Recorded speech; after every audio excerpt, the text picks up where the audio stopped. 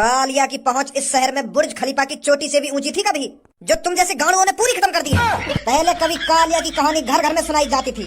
माँ अपने बेटे से कहती थी कि बेटा रात भर जागना जितना जाग सके, वरना कालिया आ जाएगा और सारा सामान लूट कर ले जाएगा। पर अब माँ अपने बेटे से कहती है कि बेटा जितना सोना है आराम से सो और फुर्सत में सो, अब कोई नहीं आएगा, कोई हमारा सामान लूट कर नहीं ले जाएगा। और ये जो कालिया का भय खत्म हुआ है, तुम जैसे छोटे चोरों की वजह से खत्म हुआ है। कालिया का नाम मिट्टी में मिला दिया तुम जैसे गाड़ू चोरों ने। पर अब कालिया ये सब बर्दाश्त नहीं करेगा।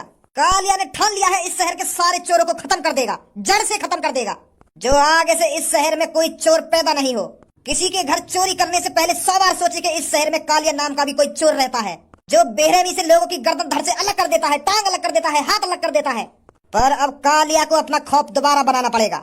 जब कालिया लोगों के सामने आएगा और उन्हें बताएगा कि ये जो अब तक मर्डर हुए हैं कालिया ने करे हैं, पुराने वाले कालिया ने, तब फिर दोबारा माँ अपने बेटे को कहानी सुनाना स्टार्ट करेगी कालिया के बारे में। बेटे जागते सोना, कालिया वापस आ चुका है। पर तुमने मैं काय को पकड़ा हूँ?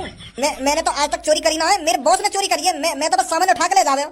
छपरी बस चुरावे सामान तो मैं तो बस सामान उठा के ले जा रहे हो। मैं थोड़ी चुरावे सामान है जो तुमने मैं पकड़ लिया हूँ। ऐसे मुझे भी सजा देने के इरादे हैं तुम्हारे? सजा देने के इरादे नहीं है, तुझे सीधा मारने के इरादे हैं कालिया के। कालिया जी अगर मानो तो मेरे बॉस से मारो, तुम मोगा को मार रहे हो। मैं तो उनको चेला हूँ। मैं तो बस उनके हुक्म का पालन करता हूँ, जैसे तुम्हारा यू गंजा तुम्हारी बातों का पालन करे। प्लानिंग उनकी होती है, सामान वो चुराते हैं। मैं तो बस उस सामान को इधर से उधर ही तो रखता हूँ। मैं चुराता थोड़ी हूँ जो तुम मुझे पकड़ लाए हो। कालिया जी एक खबर है तुम्हारे लिए। क्या खबर है? खबर ऐसी लाया हूँ जिसे सुनते ही तुम 1 और 50,000 रुपए की गड्डी मेरे हाथों में थमा दोगे। भज्जी धनुए को मारने की बात कर रहा है। आज मेरी शॉप पर भज्जी आया था और उसने कहा था कि मैं धनुआ की गर्दन धड़ से अलग कर दूंगा और इल्जाम उस कातिल पर आएगा जो लोगों को मार रहा है। अब आप समझे भज्जी और धनुआ के बीच में दुश्मनी कितनी बढ़ चुकी है, जो अब एक दूसरे को मारने की प्लानिंग बना रहे हैं, एक दूसरे की गर्दन धड़ से अलग करना चाहते हैं। अब मुझे नहीं लगता कालिया भाई साहब भज्जी तुम्हारे रास्ते में आएगा।